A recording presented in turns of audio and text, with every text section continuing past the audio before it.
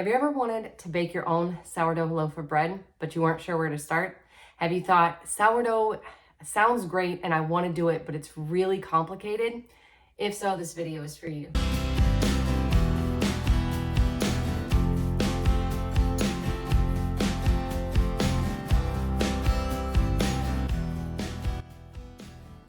Hey guys, and welcome back to Gardens and Grace. For those of you that don't know me yet, my name is Tasha. And today we're going to be making sourdough bread.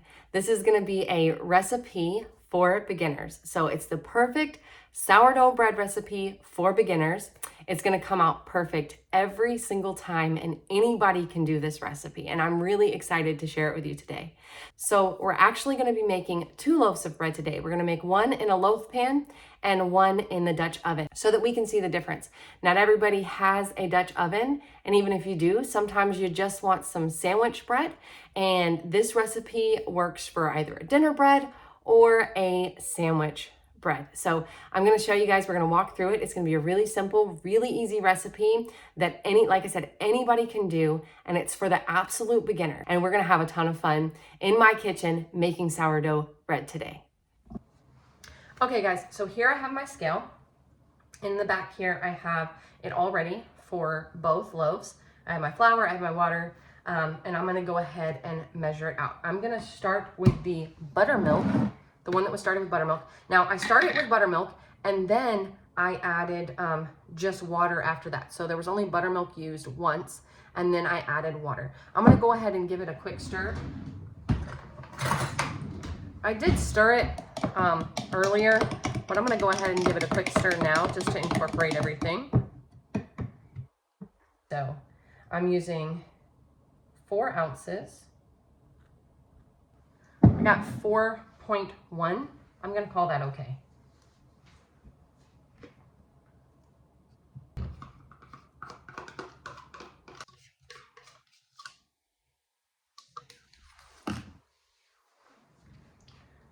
I'm going to set this on the scale, and I'm going to bring it back to 0. And now I'm going to add 12 ounces of water.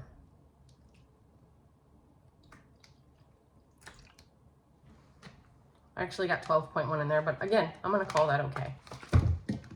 I'm going to go ahead and stir this up.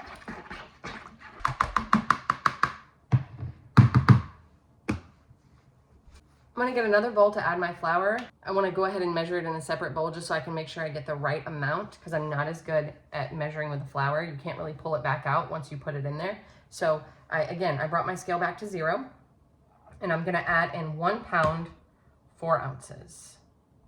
Okay, I have 1 pound, 4 ounces here. And then I go ahead and add that in. It's back to 0. Have my salt here. I'm gonna add 0.6 of an ounce of salt. Perfect. I'm just gonna pour that in. Bring our bowl back, and we're gonna start just stirring to incorporate it. I used a pink Himalayan salt. You could also use a sea salt or canning salt, kosher salt. You just don't really want to use an iodized salt. Get yourself a good natural salt. Honestly, you should probably get yourself a good natural salt for most things that you do.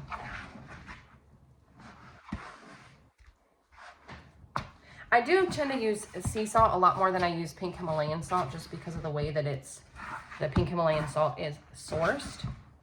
But I already had a bunch of the pink Himalayan salt, so I wasn't gonna let that go to waste. So I'm gonna just kind of stir until I can't really stir it anymore, and then we'll begin forming it into a loaf. I got my hands wet just to kind of help bring this dough together.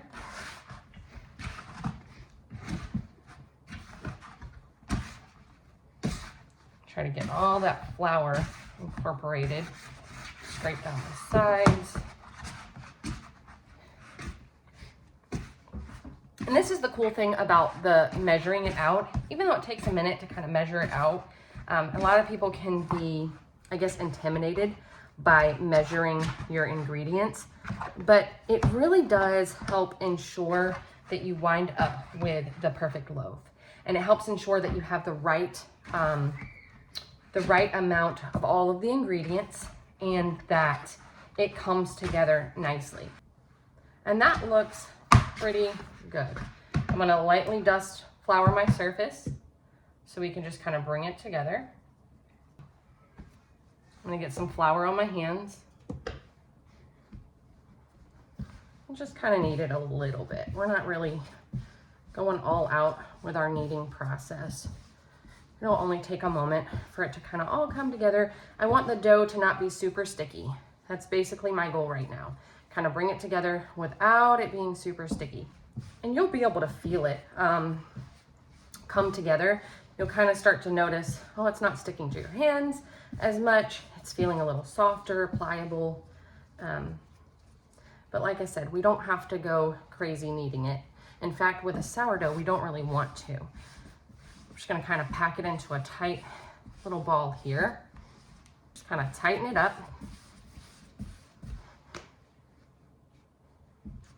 The tighter we get it, the better it's gonna do. We're actually gonna do we're gonna form it a little bit more after the first rise. So at this point, I'm gonna put it in the Ziploc bag for the first rise. Now this first rise in my kitchen is gonna be between 18 to 20 hours. With the amount of salt that we put in this recipe, it gives us a little bit of leeway time. So my dough may be ready 16 to 18 hours from now, but I don't have to bake it right away. So what I actually do is prepare my sourdough loaf about 24 hours before I want to eat it. So by the time it's done rising, about 20 hours from now, then we're gonna do a second rise for about 90 minutes, and then we're gonna put it in the oven for an hour. So I will show you guys all of that process. So here I'm making up the second batch of dough. And like I alluded to earlier in the video, I am using 2 different sourdough starters. I went through a whole experiment to make these sourdough starters, and I will leave a link to that video in the description box below so you can check that out. If you're just getting started with sourdough starters, I found 2 really great methods, so I will link that below. But also, the other difference between these 2 loaves of bread is one is made in a Dutch oven and the other is made in a loaf pan. So, you know, a lot of times I like the Dutch oven for a dinner bread. It's really pretty. I like the way that it looks for us to have a dinner bread. But if you want a sandwich bread, you're going to want to use a loaf pan. So I'm going to show you guys here in just a bit how you can make this dough work for either a loaf pan or a Dutch oven.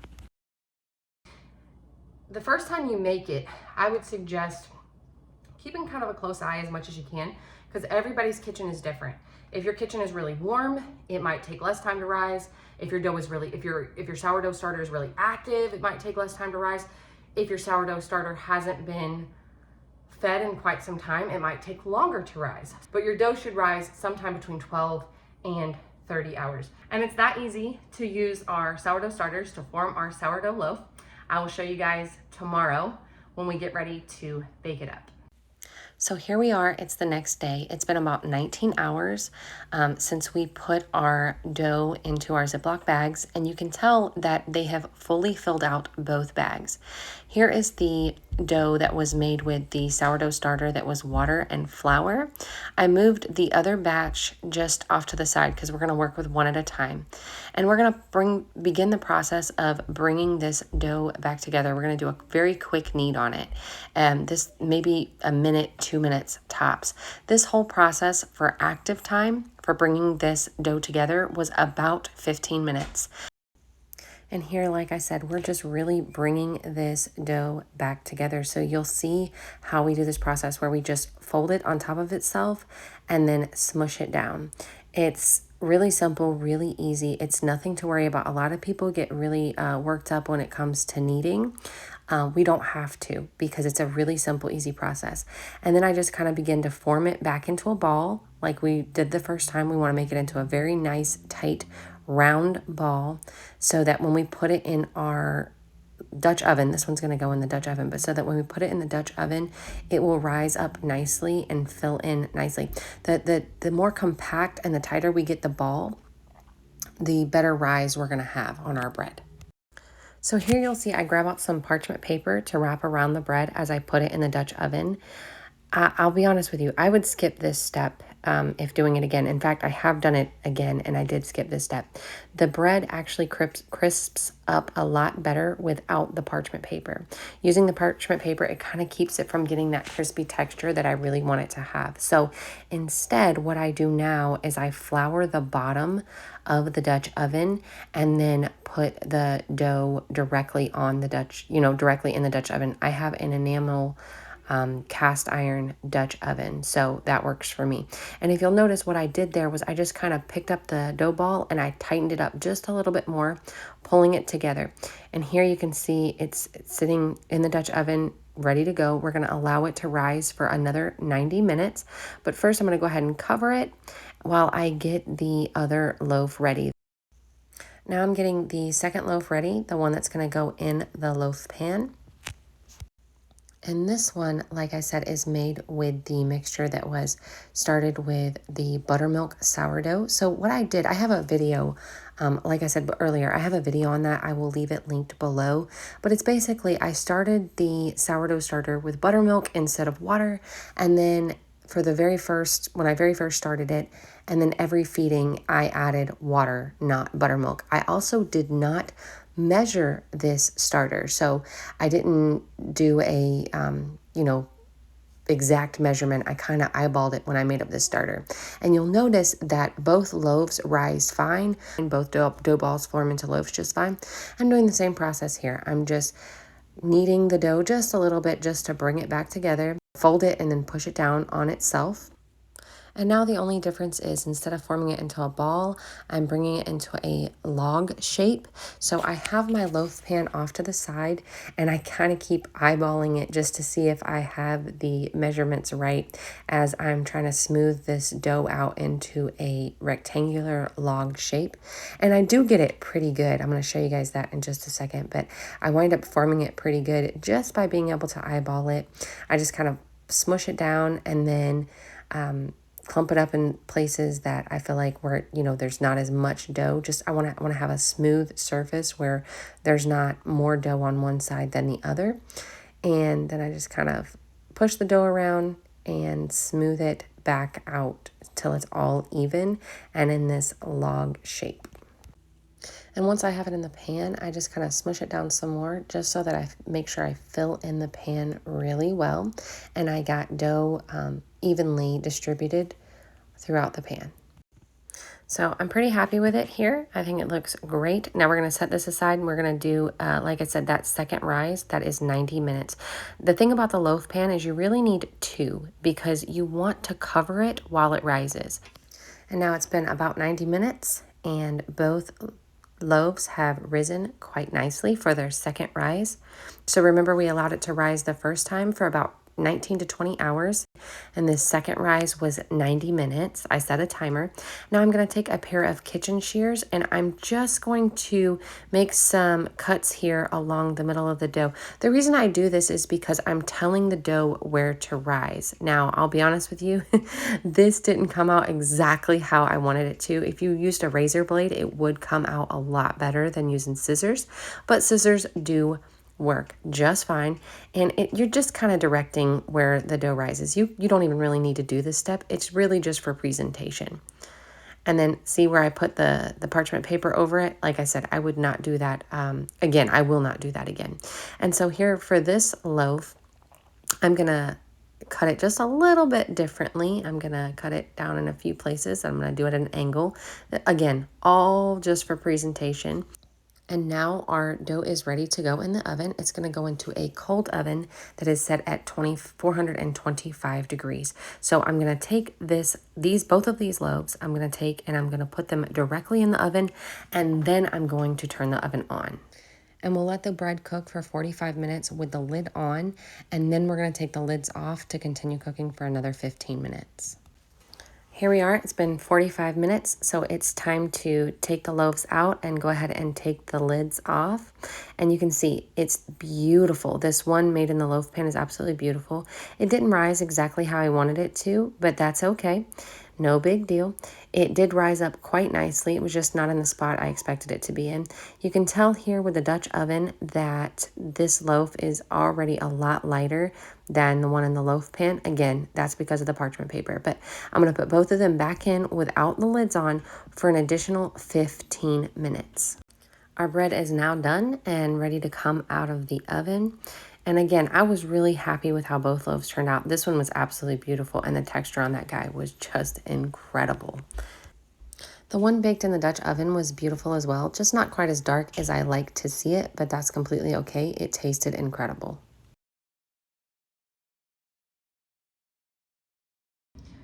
Okay guys, so here is the moment of truth.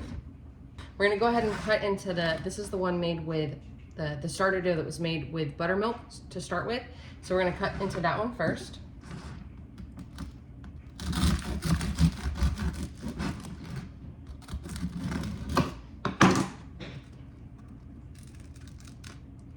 Look at that, it's beautiful.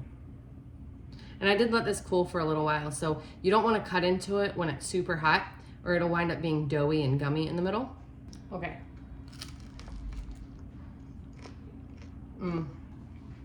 It's really good. It's a perfect sourdough loaf. So good flavor, and it honestly just tastes like a sourdough. You can't tell that the starter was started with buttermilk. There's no buttermilk taste to it. It just tastes like sourdough. Really good. All right, now here's the starter that was started with water. Now remember, the buttermilk, the one that was started with buttermilk, we didn't do any measuring. We only discarded when the jar started to get full, and we didn't do any measuring. We only eyeballed it. So it looks like the hydration did come out right just by us eyeballing it. And then this one is the one we started with water and flour.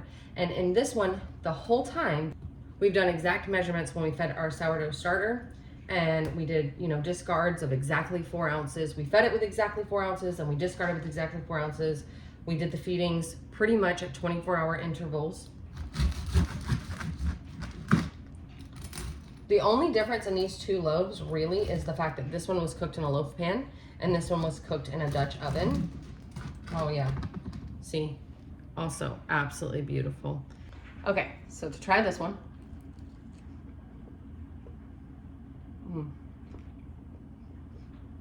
The holes in this one are not quite as big, so the presentation on it is not quite as pretty, but like I said, I think it's just because we put it in the Dutch oven with the parchment paper.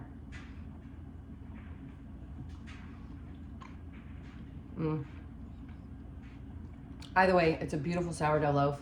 It tastes amazing, tastes just like sourdough. I think the flavor on them are pretty much the same. I can't really tell any difference. Really good flavor, really good sourdough loaves. You can use either one of these methods, and I think you'll have wonderful results. And it's super easy, super simple. All the way through, this whole process has been easy and simple and not scary, not intimidating. So give sourdough a try. You won't regret it. It really is an awesome way to bake bread. Thank you guys again so much for hanging out in my kitchen with me today. May your kitchen and your garden be filled with grace, and may you be abundantly blessed. We'll see you next time. If you made it this far in the video, first, thank you for watching. And second, please consider liking and subscribing. It will help ensure that you see all of our content as it comes out. It will also tell YouTube that you found value in this video, thereby pushing it out to more people. And if you found value in it, maybe somebody else will as well. Also, if you're new around here, please consider leaving a comment down below. We're trying to create community. I try to respond to as many comments as I possibly can. And I'd like to know that you're here and that you're with us and you're part of our community. And I would like to just be able to say hello to you. So please leave a comment down below. Thank you guys so much for watching.